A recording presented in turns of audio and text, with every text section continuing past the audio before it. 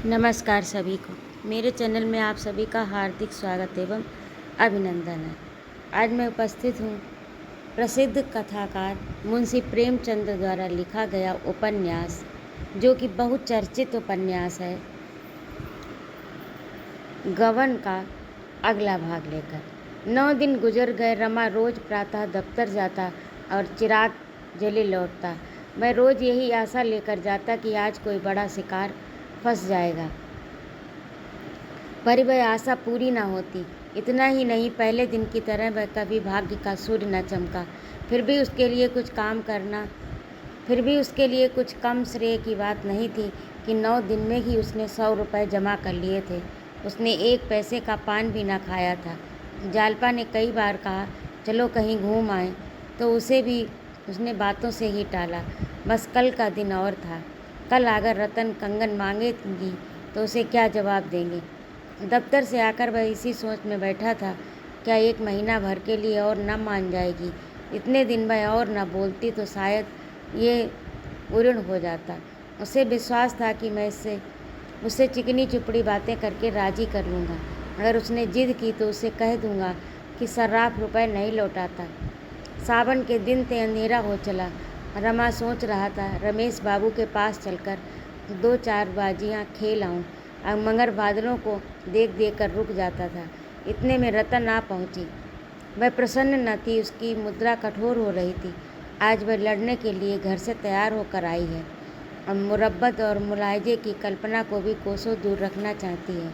जालपा ने कहा, तुम खूब आई, आज मैं भी जरा तुम्हारे साथ घूम आऊँगी। इन्हें काम के बोझ से आजकल सिर उठाने की भी फुर्सत नहीं। रतन ने निष्ठुरता से कहा, मुझे आज तो बहुत जल्द घर लौटना है। बाबूजी को कल की याद दिलाने आई हूँ। रमा उसका लटका हुआ मुँह देखकर मन ही मन सहम रहा था। किसी तरह उसे प्रसन्न करना चाहता था। बड़ी तत्परता से बोला, जी हाँ, खूब याद है। अभी सर्राफ की दुकान से चला आ रहा हूँ। रोज़ सुबह शाम घंटे भर हाजिरी देता हूँ, मगर इन चीज़ों में समय बहुत लगता है। दाम तो कारीगर के हैं, मालियत देखिए तो कुछ नहीं। 2 आदमी लगे हुए हैं, पर शायद अभी 1 महीने में कम से कम चीज़ तैयार हो सके। मगर होगी ऐसी कि लाजवाब जी खुश हो जाएगा। पर रतन जरा भी न पिघली, तिनक कर बोली, अच्छा, अभी महीना भर और लगेगा। ऐसी कारीगरी है कि 3 महीने में पूरी न हुई। आप उससे कह दीजिएगा कि मेरे रुपए वापस कर दें। आशा के कंगन देवियाँ पहनती होंगी, मेरे लिए ज़रूरत नहीं। रमानाथ, 1 महीना ना लगेगा, मैं जल्दी ही बनवा लूँगा। 1 महीना तो मैंने अंदाजन कह दिया, अब थोड़ी ही कसर रह गई है। कई दिन तो नगीने तलाश करने में लग गए। रतन, मुझे कंगन पहनना ही नहीं है भाई, आप मेरे रुपए लौटा दीजिए।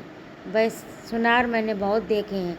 आपकी दया से इस वक्त भी 3 जोड़े कंगन मेरे पास होंगे, पर ऐसी धांधली कभी नहीं देखी। धांधली के शब्द पर रमा तिलतिला उठा। धांधली नहीं, मेरी हिमाकत कहिए। मुझे क्या ज़रूरत थी अपनी जान संकट में डालता। मैंने तो पेशगी रुपए इसलिए दे दिए कि सुनार खुश होकर जल्दी से बना देगा। अब आप रुपए मांग रही हैं, सर्राफ रुपए नहीं लौटा सकता। रतन ने तीव्र नज़रों से कहा, क्यों रुपए नहीं लौटाएगा? रमानाथ, इसलिए कि जो चीज़ आपके लिए बनाई है उसे वह कहाँ बेचता फिरेगा। संभव है 4-6 महीने में बिक सके। सबकी पसंद एक सी तो नहीं होती। रतन ने त्योरियां चढ़ाकर कहा, मैं कुछ नहीं जानती। उसने देर की है, उसका दंड वही भोगे। मुझे कल या तो कंगन ला दीजिए या रुपए। आपसे यदि सर्राफ से दोस्ती है तो आप मुलायजे और मुरब्बत के सबब से कुछ न कह सकते हो, तो मुझे उसकी दुकान पर दिखा दीजिए। नहीं, आपको शर्म आती हो तो उसका नाम ही बता दीजिए, मैं पता लगा लूँगी। वाह, अच्छी दिल लगी। दुकान नीलाम करा दूँगी, जेल भिजवा दूँगी। उन बदमाशों से लड़ाई के बगैर काम नहीं चलता। रमा इन बदमाशों से लड़ाई के बगैर काम नहीं चलता। रमा अप्रतिभ होकर ज़मीन की ओर ताकने लगा। वह कितनी मनहूस घड़ी थी जब उसे रतन से रुपए लिए बैठे बिठाए विपत्ति मोल ली। जालपा ने कहा, सच तो है, इन्हें क्यों नहीं सर्राफ की दुकान पर ले जाते। चीज़ आंखों से देखकर इन्हें संतोष हो जाएगा। रतन, मैं जब चीज़ लेना ही नहीं चाहती। रमा ने कांपते हुए कहा, अच्छी बात है, आपको रुपए कल मिल जाएंगे। रतन, कल किस वक्त? रमानाथ, दफ्तर से लौटते वक्त लेता आऊँगा। रतन पूरे रुपए लूँगी, ऐसा ना हो कि 200 रुपए लेकर टाल दे। रमानाथ, कल आप अपने सब रुपए ले जाइएगा। यह कहता हुआ रमा मर्दाने कमरे में आया और रमेश बाबू के नाम का एक रुक्का लिखकर गोपी से बोला, इसे रमेश बाबू के पास ले जाओ, जवाब लिखाते लाना। फिर उसने एक दूसरा रुक्का लिखकर विशंभर को दिया। माणिक दास को दिखाकर जवाब लाए। विशंभर ने कहा, पानी आ रहा है। रमानाथ, तो क्या सारी दुनिया बह जाएगी? दौड़ते हुए जाओ। विशंभर और वह जो घर पर ना मिले। रमानाथ, मिलेंगे, वह इस वक्त कहीं नहीं जाते। आज जीवन में पहला अवसर था कि रमा ने दोस्तों से रुपए उधार मांगे। आग्रह और विनय के जितने शब्द उसे याद आए उसका उपयोग किया। उसके लिए बिल्कुल नया अनुभव था। जैसे पत्र आज उसने लिखे, वैसे ही पत्र उसके पास कितनी ही बार आ चुके थे। उन पत्रों को पढ़कर उसका हृदय कितना द्रवित हो जाता था, पर विवश होकर उसे बहाने करने पड़ते थे। क्या रमेश बाबू भी बहाना कर पाएंगे? उनकी आमदनी ज़्यादा है, खर्च कम। वह चाहे तो रुपए का इंतजाम कर सकते हैं। क्या मेरे साथ इतना सलूक भी ना करेंगे? अब तक दोनों लड़के लौट कर नहीं आए। वह द्वार पर टहलने लगा।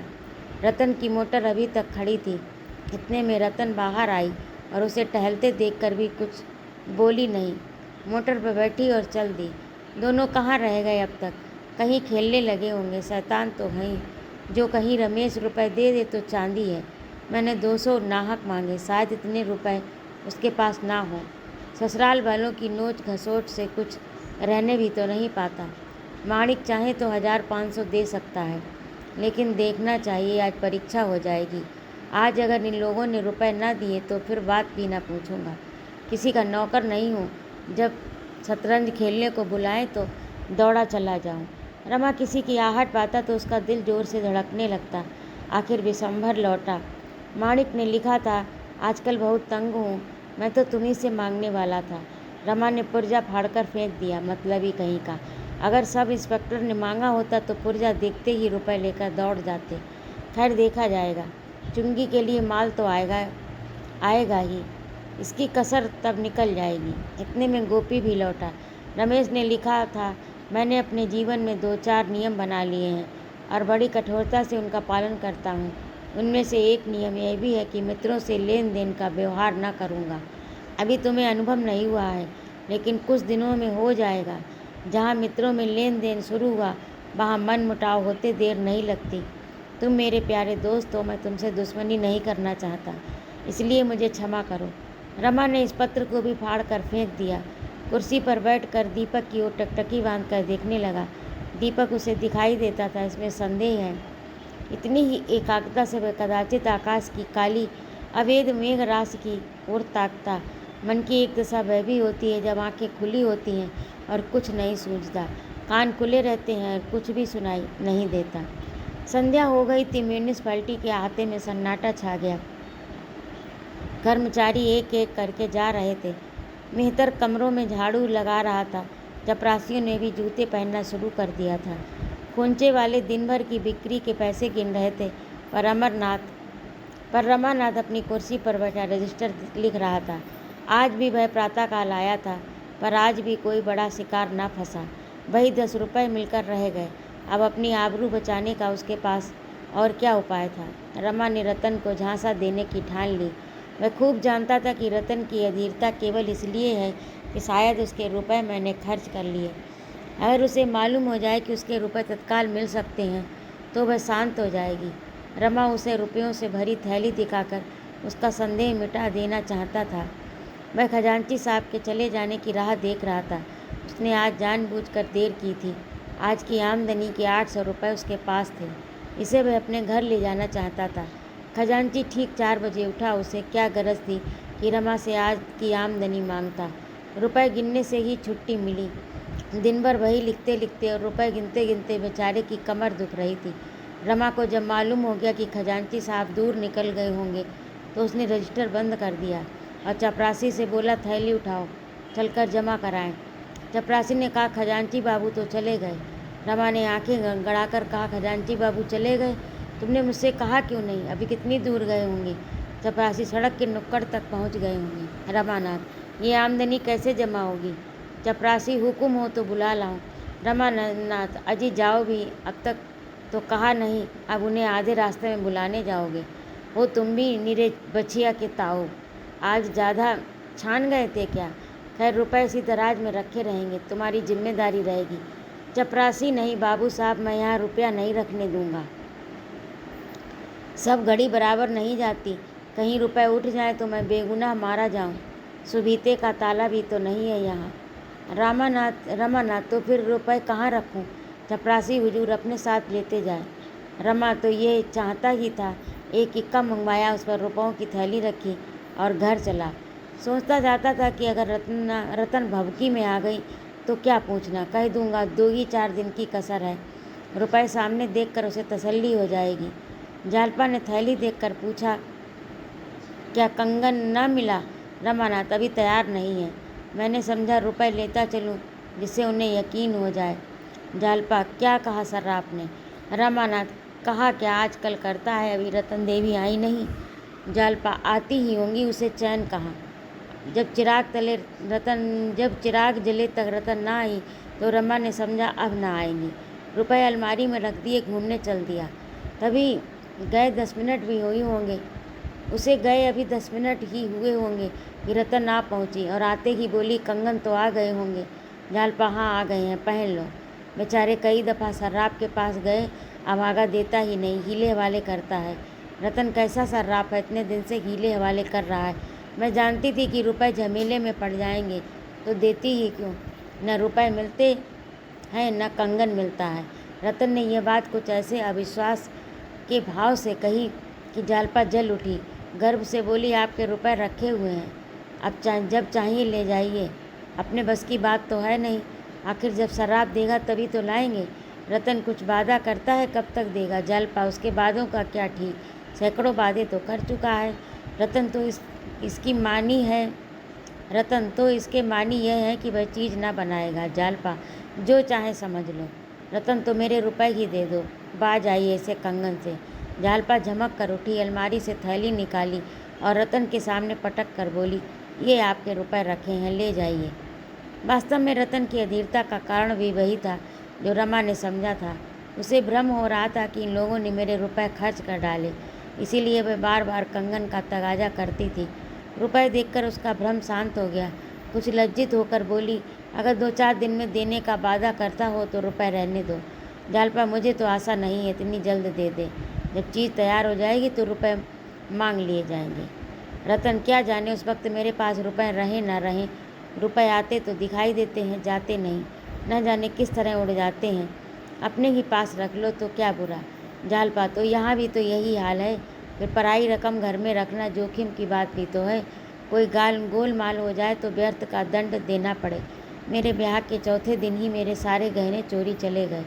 हम लोग जागते ही रहे, पर न जाने कब आँख लग गई, चोरों ने अपना काम कर लिया। 10,000 की चपत पड़ गई, कहीं वही दुर्घटना फिर हो जाए तो कहीं के न रहें। रतन, अच्छी बात है, मैं रुपए लिए जाती हूँ, मगर देखना निश्चिंत ना हो जाना। बाबूजी से कह देना शराब का पिंड न छोड़े। रत्न चली गई। जालपा खुश थी, सिर से बोझ टला। बहुधा हमारे जीवन पर उन्हीं के हाथों कठोरतम आघात होता है जो हमारे सच्चे हृदयसी होते हैं। रमा कोई 9 बजे घूम कर लौटा। जालपा रसोई बना रही थी, उसे देखते ही बोली, रतन आई थी, मैंने उसके सब रुपए दे दिए। रमा के पैरों के नीचे मिट्टी खसक गई, आंखें फैलाकर माथे पर जा पहुंची। घबराकर बोला, क्या कहा? रतन को रुपए दे दिए? तुमसे किसने कहा था उसे रुपए दे देना? जालपा, उसी के रुपए तो तुमने लाकर रखे थे, तुम खुद ही उसका इंतजार करते रहे। तुम्हारे जाते ही वह आई और कंगन मांगने लगी, मैंने झल्लाकर उसके रुपए फेंक दिए। रमा ने सावधान होकर कहा, उसने रुपए मांगे तो न थे। जालपा, मांग क्यों नहीं रही थी? जब मैंने दे दिए तो अलबत्ता कहने लगी, इसे क्यों लौटाती हो, अपने पास ही पड़ा रहने दो। मैंने कह दिया, ऐसे सक्की मिजाज वालों के रुपए मैं नहीं रखती। रमानाथ, ईश्वर के लिए तुम मुझसे बिना पूछे ऐसे काम मत किया करो। जालपा, तो अब क्या हुआ? उसके पास रुपए जाकर मांग लाओ, मगर अभी से रुपए घर में लाकर अपने जी का जंजाल क्यों मोल लोगे? रमा इतना निस्तेज हो गया कि जालपा पर बिगड़ने की भी शक्ति उसमें न रही। रुआंसा होकर नीचे चला गया।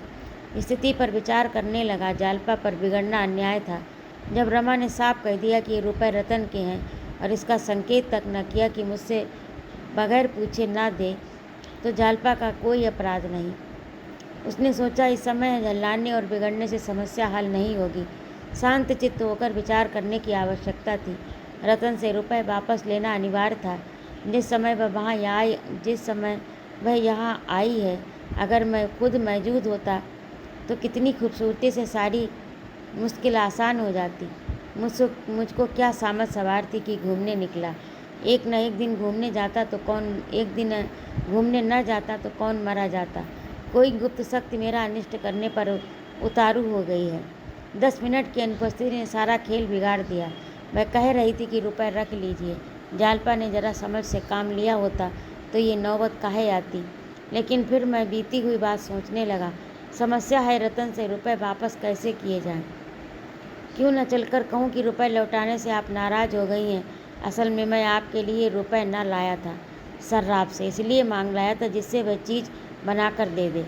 संभव है वह खुद ही लज्जित होकर क्षमा मांगे और रुपए दे दे। बस इस वक्त वहाँ जाना चाहिए। यह निश्चय करके उसने घड़ी नज़र पर डाली। 8:30 बजे थे। अंधकार छाया हुआ था। ऐसे समय रतन घर से बाहर नहीं जा सकती। रमा ने साइकिल उठाई और रतन से मिलने चला। रतन के बंगले पर आज बड़ी बहार थी। यहाँ नित्य की कोई न कोई उत्सव, दावत, पार्टी होती रहती है। रतन का एकांत नीरस जीवन इन विषयों की ओर उसी भांति लपकता है जैसे प्यासा पानी की ओर। इस वक्त वहाँ बच्चों का जमघट था। एक आम के वृक्ष में झूला पड़ा था। बिजली की बत्तियाँ जल रही थी। बच्चे झूला झूल रहे थे। रतन खड़ी झुला रही थी। हू हा मचा था। वकील साहब इस मौसम में भी ऊनी ओवरकोट पहने बरामदे में बैठे सिगार पी रहे थे। रमा की इच्छा हुई कि झूले के पास जाकर रतन से बात करे, पर वकील साहब को खड़े देखकर मैं संकोच के मारे उधर नहीं गया। वकील साहब ने उसे देखते ही हाथ बढ़ा दिया और बोले, आओ रमा बाबू, कहो तुम्हारे म्यूनिसिपल बोर्ड की क्या खबरें हैं। रमा ने कुर्सी पर बैठते हुए कहा, कोई नई बात तो नहीं हुई। वकील, आपके बोर्ड में लड़कियों की अनिवार्य शिक्षा का प्रस्ताव कब पास होगा? और कई बोर्डों ने तो पास कर दिया है। जब तक स्त्रियों की शिक्षा का काफ़ी प्रचार न होगा, हमारा कभी उद्धार नहीं होगा। आप तो यूरोप ना गए होंगे। ओह, क्या आज़ादी है, क्या दौलत है, क्या जीवन है, क्या उत्साह है। बस मालूम होता यही स्वर्ग है। स्त्रियां भी सचमुच देवियां हैं। इतनी हंसमुख, इतनी स्वच्छंद, ये सब स्त्री शिक्षा का प्रसाद है। रमा ने समाचार पत्रों में इन देशों का जो थोड़ा बहुत हाल पढ़ा था, उसके आधार पर बोला, वहाँ स्त्रियों का आचरण तो बहुत अच्छा नहीं है। वकील, नॉनसेंस, अपने अपने देश की प्रथा है। आप एक पुरानी युवती को किसी युवक के साथ एकांत में विचरते देखकर दांतों तले उंगली दबाते हैं। आपका अंतःकरण इतना मलिन हो गया है कि स्त्री पुरुष को एक जगह देखकर आप संदेह किए बिना रह ही नहीं सकते। पर जहाँ लड़के और लड़कियाँ एक साथ शिक्षा पाते हैं, वहाँ ये जाति भेद बहुत महत्व की वस्तु नहीं रह जाती। आपस में स्नेह, सहानुभूति की इतनी बातें पैदा हो जाती हैं कि कामुकता का अंश बहुत थोड़ा रह जाता है। ये समझ लीजिए कि जिस देश में स्त्रियों की जितनी अधिक स्वाधीनता है, वह देश उतना ही सभ्य है। स्त्रियों को कैद में, पर्दे में या पुरुषों से कोसों दूर रखने का तात्पर्य यही निकलता है कि आपके यहाँ जनता इतनी आचार भ्रष्ट है कि स्त्रियों का अपमान करने में जरा भी संकोच नहीं करती। युवकों के लिए राजनीति, धर्म, ललित कला, साहित्य, दर्शन, इतिहास, विज्ञान, हजारों ऐसे विषय हैं जिनके आधार पर वह युवतियों से गहरी दोस्ती पैदा कर सकते हैं। कामलिप्सा उन देशों के लिए आकर्षण का प्रधान विषय है जहाँ लोगों की मनोवृत्तियाँ संकुचित रहती हैं। मैं साल भर यूरोप और अमेरिका में रह चुका हूँ। कितनी ही सुंदरियों के साथ मेरी दोस्ती थी, उनके साथ खेला हूँ, नाचा हूँ, पर कभी मुँह से ऐसा शब्द न निकलता जिसे सुनकर किसी युवती को लज्जा से सिर झुकाना पड़े। और फिर अच्छे और बुरे की बात ही नहीं। रमा को इस समय इन बातों में कोई आनंद न आया। वह तो इस समय दूसरी ही चिंता में मग्न था। वकील साहब ने फिर कहा, जब तक हम स्त्री पुरुष को अबाध रूप से अपना मानसिक विकास न करने देंगे, हम अवनति की ओर खिसकते चले जाएंगे। बंधनों से समाज का बैर न बांधिए, उनके गले में कैदी की जंजीर न डालिए। विधवा विवाह का प्रचार कीजिए, खूब जोरों से कीजिए, लेकिन ये बात मेरी समझ में नहीं आती कि जब कोई अधेड़ आदमी किसी युवती से विवाह कर लेता है तो क्यों अखबारों में इतना कोहराम मच जाता है। यूरोप में 80 बरस के बूढ़े युवतियों से ब्याह करते हैं, 70 वर्ष की वृद्धाएं युवकों से विवाह करती हैं। कोई कुछ नहीं कहता, किसी को कानों कान खबर भी नहीं होती। हम बूढ़ों को मरने से पहले ही मार डालना चाहते हैं। हालांकि मनुष्य को कभी किसी सहगामिनी की ज़रूरत होती है तो वह बुढ़ापे में, जब उसे हरदम किसी अवलंब की इच्छा होती है, जब वह परमुखापेक्षी हो जाता है। रमा का ध्यान झूले की ओर था। किसी तरह रतन से 2 बातें करने का अवसर मिले, इस समय उसकी सबसे बड़ी यही कामना थी। उसका यहाँ आना शिष्टाचार के विरुद्ध था। आखिर उसने एक क्षण के बाद झूले की ओर देखकर कहा, ये इतने लड़के किधर से आ गए? वकील साहब, रतनबाई को बाल समाज से बड़ा स्नेह है ना, न जाने कहाँ कहाँ से इतने लड़के जमा हो जाते हैं। अगर आपको बच्चों से प्यार हो तो जाइए। रमा तो ये चाहता ही था। झट झूले के पास पहुंचा। रतन उसे देखकर मुस्कुराई और बोली, इन शैतानों ने मेरी नाक में दम कर रखा है। झूले से इन सबों का पेट ही नहीं भरता। आइए आप भी बेगार कीजिए, मैं तो थक गई। ये कहकर वह पक्के चबूतरे पर बैठ गई। रमा झोंके देने लगा। बच्चों ने नया आदमी देखा तो सबके सब अपनी बारी लेने के लिए उतावले होने लगे। रतन के हाथों 2 बारियां आ चुकी थीं, पर वह कैसे हो सकता था कि कुछ लड़के जो तीसरी बार झूले और बाकी बैठे मुंह ताके, तो 2 उतरते तो 4 झूले पर बैठ जाते। रमा को बच्चों से नाम मात्र को भी प्रेम न था, पर इस वक्त फंस गया, क्या करता। आखिर आधा घंटे की बेगार के बाद उसका जी उब गया। घड़ी में 9:30 बज रहे थे। मतलब की बात कैसे छेड़े। रतन तो झूले में इतनी मग्न थी मानो से रुपयों की सुध नहीं। सहसा रतन ने झूले के पास आकर कहा, बाबूजी मैं बैठती हूँ, मुझे झुलाइए। मगर नीचे से नहीं, झूले पर खड़े होकर पैंग मारिए। रमा बचपन ही से झूले पर बैठता डरता था। एक बार मित्रों ने ज़बरदस्ती झूले पर बैठा दिया तो उसे चक्कर आने लगा। इस पर अनुरोध ने उसे झूले पर आने के लिए इस अनुरोध ने उसे झूले पर आने के लिए मजबूर कर दिया। अपनी अयोग्यता कैसे प्रकट करे। रतन 2 बच्चों को लेकर बैठ गई और वह गीत गाने लगी, कदम की डरिया झूला पड़ गोरी, राधा रानी झूलन आई। रमा झूले पर खड़ा होकर पैंग मारने लगा, लेकिन उसके पांव कांप रहे थे, दिल बैठा जाता था। जब झूला ऊपर से फिरता तो वैसे जान पड़ता मानो कोई तरल वस्तु उसके वक्ष में चुभती चली जा रही है। रतन लड़कियों के साथ गा रही थी, कदम की डरिया झूला पड़ गोरी, राधा रानी झूलन आई। एक क्षण के बाद रतन ने कहा, जरा और बढ़ाइए साहब, आपसे तो झूला बढ़ता ही नहीं। रमा ने लज्जित होकर और जोर लगाया, झूला न बढ़ा। रमा के सिर में चक्कर आने लगा। रतन आम को पैंग मारना नहीं आता, कभी झूला नहीं झूले? रमा ने झिझकते हुए कहा, हाँ इधर तो कई वर्षों से नहीं। रतन, तो आप इन बच्चों को संभालिए, बैठिए, मैं आपको झुलाऊंगी। अगर उस डाल से न झूल लें तो कहिएगा। रमा के प्राण सूख गए। बोला, आज तो बहुत देर हो गई, फिर कभी आऊँगा। रतन, अजी अजी क्या देर हो गई, अभी 10 नहीं बजे। घबराइए नहीं, अभी बहुत रात पड़ी है, खूब झूल कर जाइएगा। कल जालपा को लाइएगा, हम दोनों झूलेंगे। रमा झूले पर से उतर आया तो उसका चेहरा सहमा हुआ था। मालूम होता अब गिरा। मैं लड़खड़ाता हुआ साइकिल की ओर चला, उस पर बैठकर तुरंत घर भागा। कुछ दूर तक उसे कुछ होश न रहा। पाँव आप ही पैडल पर घुमाते आते थे। आधी दूर जाने के बाद होश आया, उसने साइकिल घुमा दी। कुछ दूर चला, फिर उतर कर सोचने लगा। आज संकोच में पड़कर होश आया, उसने साइकिल घुमा दी। कुछ दूर चला, फिर उतर कर सोचने लगा। आज संकोच में पड़कर कैसी बाजी हाथ से खोई। वहाँ से चुपचाप अपना समूह लिए लौट आया। क्यों उसके मुंह से आवाज़ नहीं निकली? रतन कोई हवा तो नहीं थी जो उसे खा जाती। सहसा उसे याद आया कि थैली में 800 रुपये थे। जालपा ने झुंझलाकर थैली की थैली उसके हवाले कर दी। शायद उसने भी गिना नहीं और नहीं ज़रूर कहती। कहीं ऐसा न हो थैली किसी को दे दे या और रुपए में मिला दे तो गजब ही हो जाए। मैं कहीं का ना रहूं, क्यों ना इसी वक्त चलकर बेसी रुपए मांग लाऊं। लेकिन देर बहुत हो गई थी, सवेरे फिर आना पड़ेगा। मगर ये 200 रुपये मिल भी गए तब भी तो 500 रुपयों की कमी रहेगी। उसका क्या प्रबंध होगा? ईश्वर ही बेड़ा पार लगाए तो लग सकता है। सवेरे कुछ प्रबंध ना हुआ तो क्या होगा, ये सोचकर वह काँप उठा। जीवन में ऐसे अवसर भी आते हैं जब निराशा में भी हमें आशा होती। रमा ने सोचा, एक बार फिर गंगू के पास चलूं, शायद दुकान पर मिल जाए, उसके हाथ पांव जोड़ूं। संभव है कुछ दया आ जाए। सर्राफे पहुंचा, मगर गंगू की दुकान बंद थी। मैं लौटा ही था कि चरणदास आता हुआ दिखाई दिया। रमा को देखते ही बोला, बाबूजी आपने तो उधर का रास्ता ही छोड़ दिया। कहिए रुपए कब तक मिलेंगे? रमा ने विनम्र भाव से कहा, अब बहुत जल्द मिलेंगे भाई, देर नहीं। देखो गंगू के रुपए चुकाए हैं, अब तुम्हारी ही बारी है।